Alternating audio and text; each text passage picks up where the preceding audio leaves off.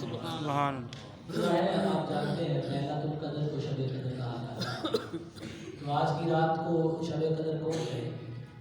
تو مجھے یہ خیال آیا کہ جس رات یار لگ جائے وہ وہی شب قدر ہوگی۔ سبحان اللہ، اور شب قدر کیا ہوگی؟ سبحان اللہ، اور شب قدر کسے کہتے ہیں؟ سبحان اللہ، اگر کسی کو رمضان کی 27ویں رات کو بھی یاد نہ ملے تو دے واسطے شب قدر کوئی نہ ہو۔ سبحان اور اگر کسی کو ایسے ہی رات سویا قسمت جاگ گئی حضور کا دیدار ہو گیا تو شب قدر اس کے لیے وہی رات ہو۔ بے شک بے شک، سبحان اللہ، کیا اگر کسی کو آج تو ویسے بھی محبوبوں کے ملنے کی رات ہے،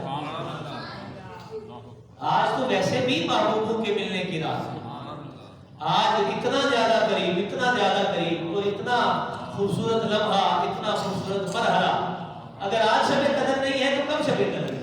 سبحان اللہ، آج ہی شب قدر ہے۔ ہر وہ رات جب وہ صوفیاء نے بہت ساری جگہوں پر لکھا، کہا یہ جو اللہ نے جو حدود لگائی ہیں کہ غیر محرم رشتے جو ہیں وہ ہیں، لیکن حقیقتاً غیر محرم وہ ہے جو آپ کو آپ کے یار کی یاد سے غافل کر دے۔ سبحان اللہ، مرد کے لیے وہ مرد بھی غیر محرم ہے تو اس کو اس کے یار کی یاد سے غافل کر دے، اور شب قدر ہے ہی وہ جب اس کو اپنا یار نصیب ہو۔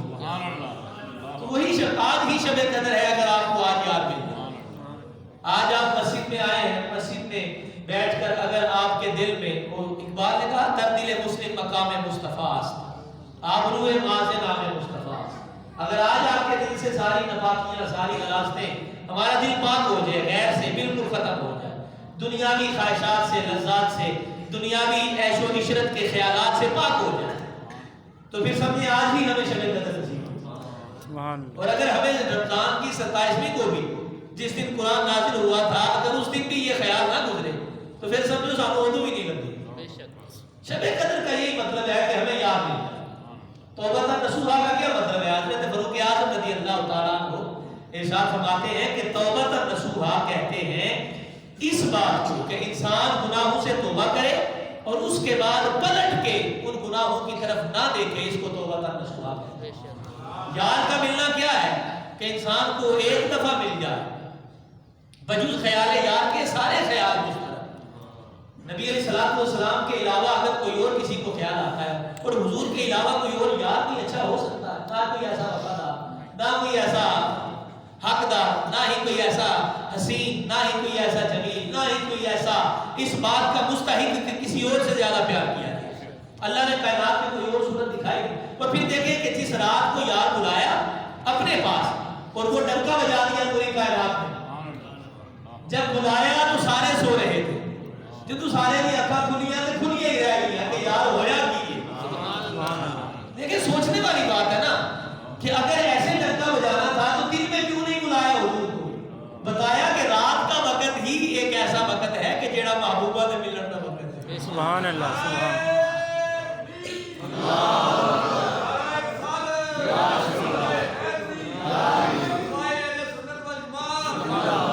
اور پھر کہا والنجم اذا ہوا ما ضل صاحبکم وما غوا وما ينطق عن الهوى ان هو الا وحی یوحی، کہا قسم ہے ستارے کی۔ اور مفسرین مختلف قسم کے اپنے اپنے وہ جو قرآن مجید فرقان حمید میں تفسیر کرتے ہوئے جو اقوال بیان کرتے ہیں، تو کہا حضور تو سونا ستارہ اور ہے کیڑا؟ قسم ہے ستارے کی، قسمیں کھا کھا کے اللہ رب العزت اپنے محبوب کا ذکر کرتا ہے۔ اور اگر وہ جائیں 15ویں پارے میں سورہ بنی اسرائیل پر وہ سبحان الذی اسری بعبدہ لیلا من المسجد الحرام الی المسجد الاقصی، یہاں پر ذکر حضور کی معراج کا ہے اور اللہ کہہ رہا ہے بزرگ برتر بلند و بالا وہ ذات جس نے اپنے محبوب کو وہ رات کے پچھلے پہر مسجد حرام سے مسجد اقصی تک کی سیر کرائی۔ ذکر حضور کی معراج کا اور شروع اپنے مضمون سے، اپنے نام سے۔ اگر وہ نبی علیہ الصلوۃ والسلام کا ذکر کرنا تھا تو حضور سے ہی ڈائریکٹ شروع کرتے، نبی پاک علیہ الصلوۃ والسلام کے نام سے ہی شروع کیا جاتا، کوئی معاملہ۔ لیکن اللہ نے اپنی طرف پہلے دھیان کروایا کہ دیکھو ذکر جو ہو رہا ہے یہ دیکھیں کر کون رہا، سبحان اللہ، مزید پختگی کرنے کے لیے۔ اگر کسی شاگرد کا کوئی معاملہ اس کا استاد بیان کر دے تو یہ پختگی ہوگی، صحابہ کرام کی عظمت بیان کی، والذین معہ اشداء علی الکفار رحماء بینہم تراہم رکعا سجدا یبتغون فضلا من اللہ ورضوانا. اور اس سے پہلے کہہ دیا محمد رسول اللہ. بات عظمت صحابہ کی عنوان حضور کی ذات، لیکن جب بات عظمت مصطفیٰ کی ہو، معراج مصطفیٰ کی ہو اور عنوان خود رب کائنات بن جائے تو سمجھ یہ آتی ہے کہ بیان کرنے والا اگر پختہ ہو تو جو بیان کیا جا رہا ہے اس میں بھی شک کی کوئی گنجائش نہیں ہے. سبحان اللہ. اور پھر لوگ ایسے ہی، آج میں نے جیسا کہ جمعے پہ بھی کہا کہ لوگ کہتے ہیں جی وہ حضور نے جسمانی حالت میں خدا کو نہیں دیکھا، خواب کی حالت میں دیکھا. میں نے کہا تم لوگ تو بے وقوف عجیب قسم کے ہو. ابو جہل تو اڑنا تو سیاڑا سی، ہاں اس کو بھی اتنی بات سمجھ آ گئی تھی کہ خواب پر تو اعتراض نہیں ہوتا، اعتراض تو ہوتا ہے جسمانی حالت میں.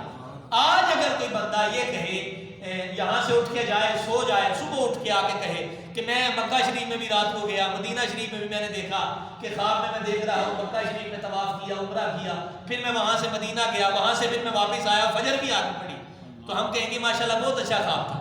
لیکن اگر کوئی کہے کہ میں جسمانی حالت میں گیا ہوں تو پھر ہمیں تشویش ہوگی، پھر ہمیں اعتراضات ہوں گے، پھر ہمیں سوالات ہوں گے. بھائی اگر وہاں پر خواب کی حالت میں یہ معاملہ ہوتا تو ابو جہل کو صدیق اکبر کے دروازے پر کیوں جانا پڑتا؟ وہاں پر جا کے یہ بحالت تشویش، تجسس، وہاں جا کر کہنے کی کیا ضرورت تھی کہ تمہارا یار یہ کہتا ہے. صدیق اکبر سے یہ کہا گیا کہ اگر کوئی بندہ یہ کہے کہ میں رات کے تھوڑے سے حصے میں مسجد حرام سے مسجد اقصیٰ سے لامکان کی حدود تک گیا جہاں پر کوئی حدود نہیں ہے، نہ وہاں پر کوئی وقت ہے، نہ حدود ہے، نہ زمان و مکان کی کوئی قید ہے، میں وہاں رب کے حجابات میں پہنچا اور رب کے خاص دیدار سے مستفید ہو کر میں واپس آیا، میرے گھر کی کنڈی بھی ہل رہی تھی، پانی بھی چل رہا تھا، بستر بھی ابھی گرم تھا، سارا کچھ ویسا تھا، تو کیا یہ بات ماننے میں آتی ہے؟ حضرت صدیق اکبر رضی اللہ تعالیٰ عنہ نے کہا کہ نہیں. لیکن یہ بتاؤ کہا کس نے ہے؟ کہا تمہارا یار محمد کہتا ہے. کہا سن لو کہ اگر انہوں نے کہا ہے تو خدا کی قسم سچ کہا. سبحان اللہ.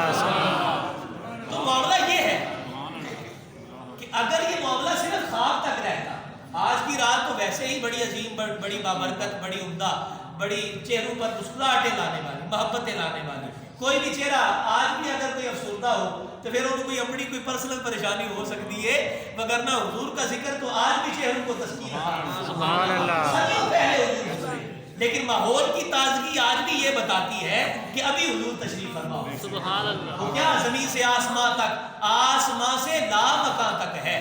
کہاں کھولے تھے گیسو یار نے، خوشبو کہاں تک ہے.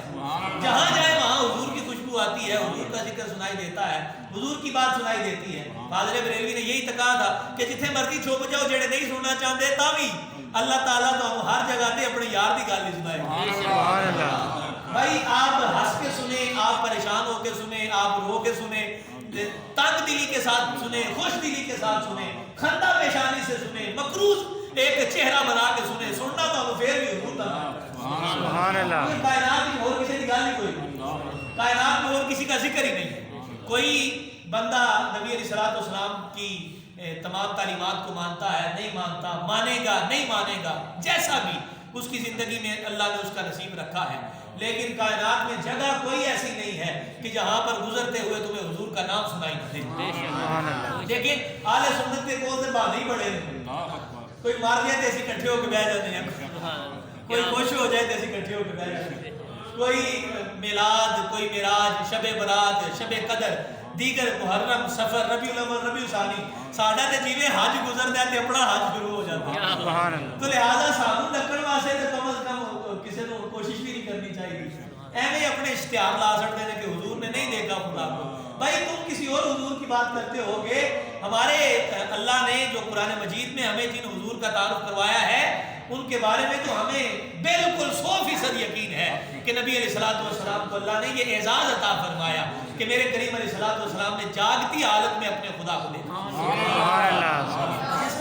اس کے علاوہ ہمارے پاس دو رائے کوئی نہیں، اور ہمارے پاس ان کے لیے دلائل بھی نہیں ہے، صرف دعا ہے کہ اللہ تعالیٰ انہوں نے ہدایت عطا فرمائے کہ حضور کا مقام و مرتبہ ان کو سمجھ آ جائے، اور اللہ ان کو بھی ہدایت عطا فرمائے جنہوں نے حضور کا ذکر سن کے بھی خوشی نہیں ہوتی تے پریشان ہوتے ہیں کہ پتہ نہیں کیوں یار ہے کب تک لگا رہا. بہرحال نبی علیہ السلام کا ذکر ایک ایسا ذکر ہے کہ یہ قیامت تک، بلکہ قیامت کوئی اثر نہیں رکھتی تو نبی علیہ الصلوۃ والسلام کے دیوانوں کے لیے ہاں جو اس کی ہولناکیاں ہیں، جو اس کی وحشت ہے، جو اس کا ایک معاملہ ہے وہ بالکل اٹل ہے.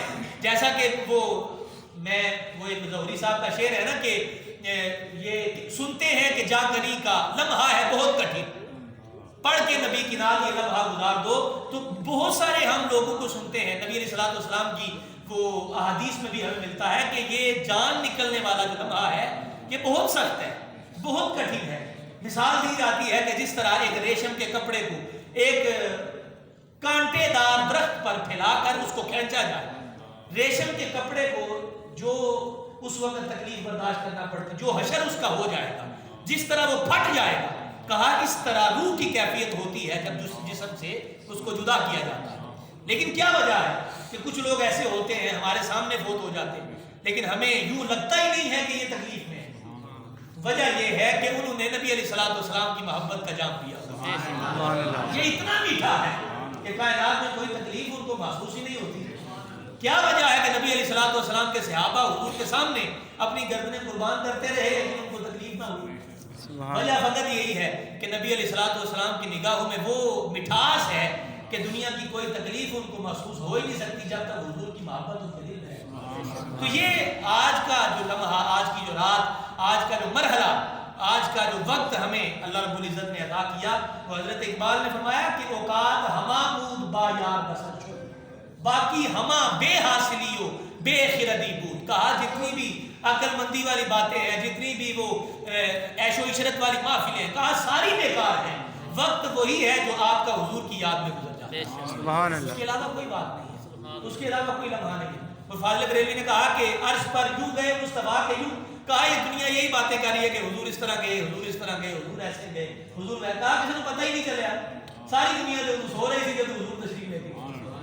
اور تھوڑا سا اگر میں یہاں پر لطف لینے کے لیے ایک بات کروں تو یہ کہا جاتا ہے کہ نبی علیہ الصلوۃ والسلام آرام فرما تھے کہ جبریل امین کو بھیجا. آپ دیکھیں کہ نبی علیہ الصلوۃ والسلام نے وہ اپنے اوپر چادر لی ہوئی تھی. دو روایات ملتی ہیں مختلف، یا تو حضرت ام ہانی کے گھر یا حتیم میں آپ تشریف فرما ہے، آرام فرما ہے. سارے صحابہ کو گھر بھیج دیا. حضرت فاروق اعظم نے کہا کہ حضور میں آپ کے پاس یوں، کہا نہیں عمر آج تو بھی ڈر جا، بھیج دیا.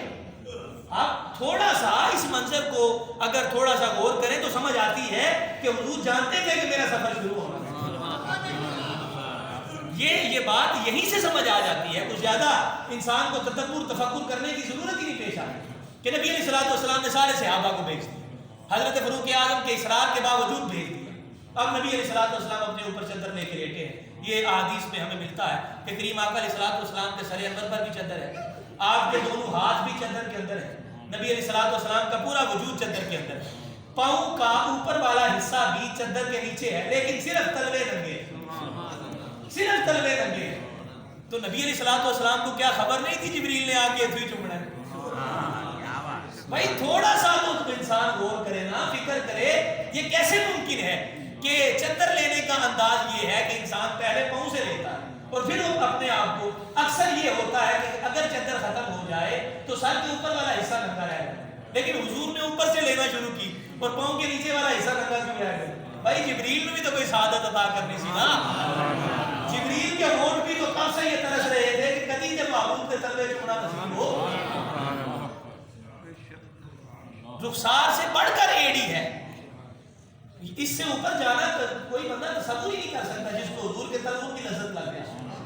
تو جبریل امین تو ظاہر ہے وہ سارے انبیاء کے، وہ ایک دن جبریل سے کہنے لگے شاہ امم تو نے تو دیکھے ہیں جہاں، بتلاؤ تو کیسے ہے ہم.